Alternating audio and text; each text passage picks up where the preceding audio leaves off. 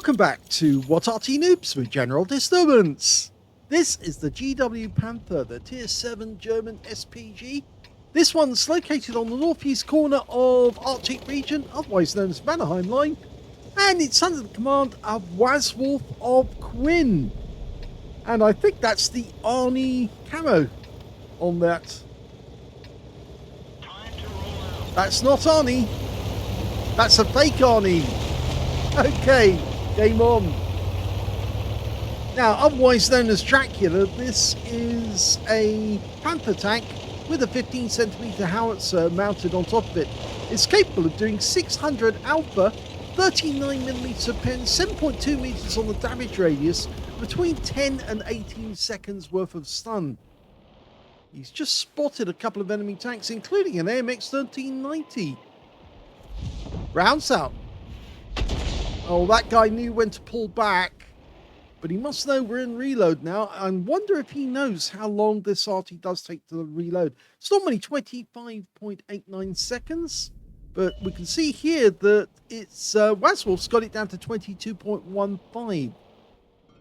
Okay, oh, there he is. He's still there. Rounds out. And he does get walloped. And the kill shot goes to our T-54 lightweight, who's hiding in the bushes just the other side of the lake.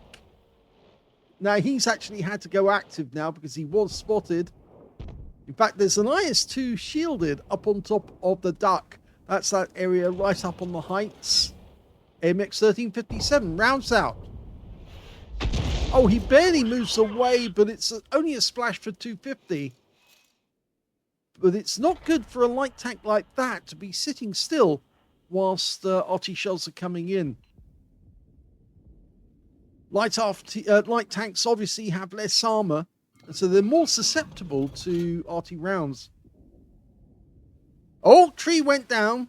Good sign that somebody's there. In fact, we've got a Progetto 46. Just looks like he got hit for 336 hit points from our guard, and there's another 214 damage. Now, the guard's got a 122mm gun, so he can actually do 390 alpha. And yes, it looks like the Progetto's expended all of his ammunition, his 3 shots. He was also a reloader. And now a P-43 Tur, also with a 90mm, plugged around into that guard. That was close. Loses 50 hit points in the process.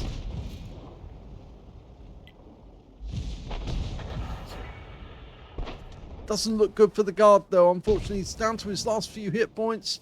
There's the Progetto. He's a one-shot. And in fact, yes, he does get taken out by the Batchat 25 TAP. We can't see the P-43 Tur or the AMX 1357. But that's the enemy Arty just getting wiped out. He obviously went to the wrong spot and paid for it by being taken out of the game early. With 4 tanks up on the enemy, so this is actually quite a good game so far. There's that IS-2 shielded. He's now trying to shoot at our guys on the ice road. We get a shot. Rounds out. Looks good. Lands nearby. Slight bit of drift there on the shot. Drifted to the left of the aim point. Oh, we've got a bit of movement now. I think we are actually moving about. The reticule's jumping quite a bit. Oh, he's changing position. Okay, this Arty never actually got built, but they did design it during 1943 to 44.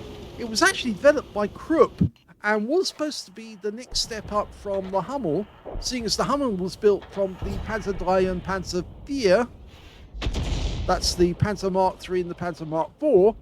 And of course, the Panzer Mark V, otherwise known as the Panther, was supposed to supply the hull for the GW Panther, but in the end they needed Panther tanks rather than Panther artillery, which was a bit of a mistake really. Anyway, the whole war was a mistake, but for the Germans it was a big mistake not to build more Arty.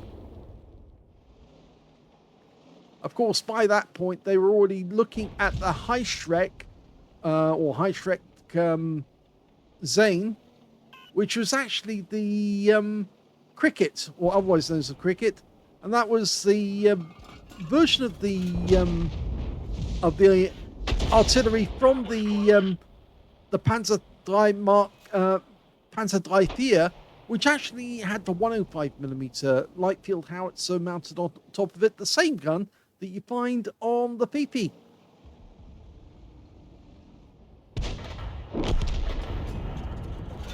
There's only one version of that Arty, otherwise known as the Panzer Selbstfahrerfährte 4B, and the Americans have it. It's over in the States at Fort Sill. Rounds out. Oh, that's a hit. 253, nice hit, got some stun.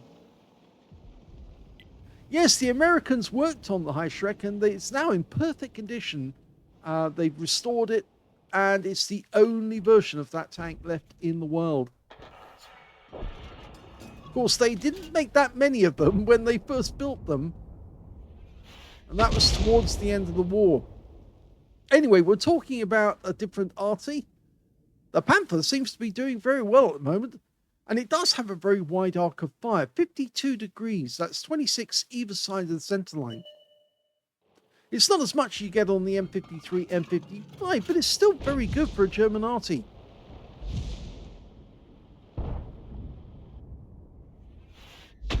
I think that was going to hit the rocks either way. Very difficult to get a shell in there.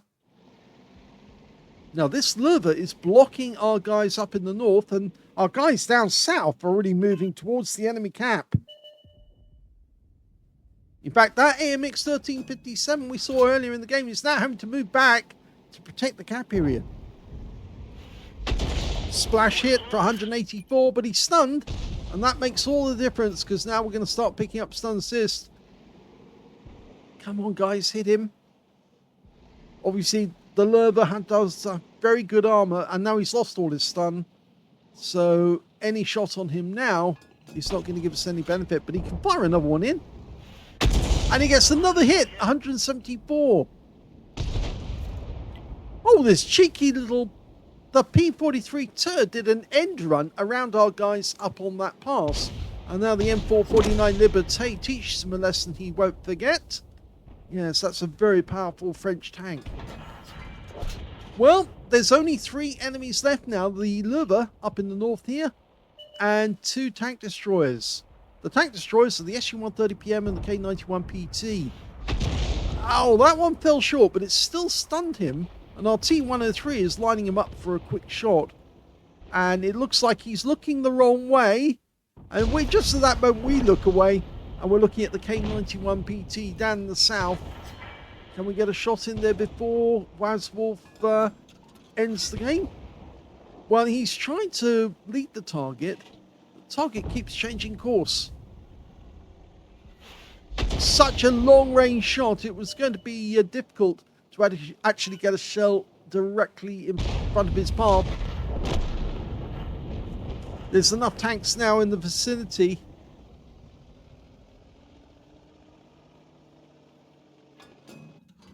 Okay, can we get a shot in there? We're loaded. Just can't see him at the moment. And there's the SU-130PM. Well, he's got very light armor indeed, which makes him an easy target. He just knocked the trees down. We fire the round in. Takes 4 seconds to get there. 4.3 actually. So it's a long-range shot. The Löwe went down a short while ago, and now it's just those 2 tank destroyers hiding in the corner of the map. Wazwulf's closing the distance to try and shorten the flight time of the shell, but I don't think it's going to help him really, unless of course he can get a big enough stun to enable our teammates to actually get some damage. Okay, he's going for the aim. Go for the SU-130PM first. Rounds out, here we go. And that guy knew the shell was inbound because he moved. So he knew something was coming, and he has been stunned, and now we're getting stun assist. They're putting up a good fight, these 2 tank destroyers, but I think it's about to be over. Rounds out, and... well, the kill shot to the SU-130PM went to the Batchat 25T AP, and the Liberté got the kill on the K91PT, so that's game over. Here's the end of battle stats. Stat was another ace tanker for Wazwulf of Quinn in the GW Panther. He managed to get a bruiser medal for getting at least 5 critical hits. In fact, he got 10. And he got a Confederate medal as well for hitting more of the enemy than anyone else on his team. At least 6 tanks subsequently taken out by other teammates. And the fact that he didn't get a single kill in that game actually increased his chances of getting that Confederate medal. His win rate was 2,424, which is very good. Let's have a look at team score. Well, he actually got the 3rd highest damage in the game because the highest damage actually went to the K91 PT. 2,914 hit points of damage in that one, but he didn't get 20%, and that's why he didn't get the high caliber. 2nd highest damage went to the Object 704 on his team with 2,509 hit points, and we can see that Wazwulf got the 3rd highest highest damage with 2,158 hit points, just pipping the SU-130PM who got 2,154. And of course, the T71DA who got 2,151. So he did have some close contenders there. When it came to kills, the high scorers were the T30 and the Batchat 25T AP. Both had 3 kills each. So did the K91 PT on the enemy team. And there was a bunch of players with 2 kills, including the Object 704, the M449 Liberté, and the KB3. And on the enemy team, their SU-130PM and their Waffenträger auf Panzer IV. I'm afraid that Wazwulf didn't get any kills, but as I said, that did help him to get that Confederate medal. When it came to base XP, we can see the T71DA did a lot of spotting. In fact, if we click the button, you can see 4,224 hit points of spotting in that game. So he was very, very active, and that's why his win rate was so high, 4,977. He not only actually did real damage, he did a lot of spotting as well with it.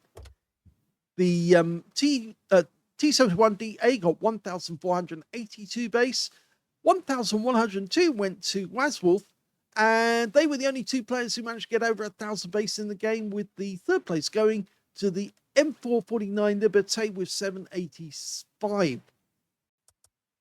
Wazwulf fired 19 rounds, which is a decent amount of ammunition expended to get a good result. 4 direct hits on the enemy, none of them penetrated, but he did get 17 splash. 2,158 hit points, all of it at more than 300 meters. Damaged 9 of the enemy, didn't get any kills. Got 1,403 hit points of stun assist off 16 stuns. On a premium count, he actually made a profit of 26,399 credits from the game.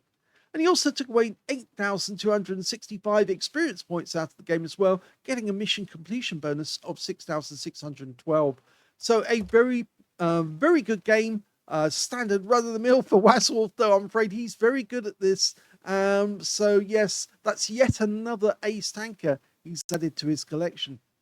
I hope you enjoyed that replay. If you did, please give this video a like, do subscribe to our channel, leave a little comment down below because it feeds the algorithm, and thank you for watching.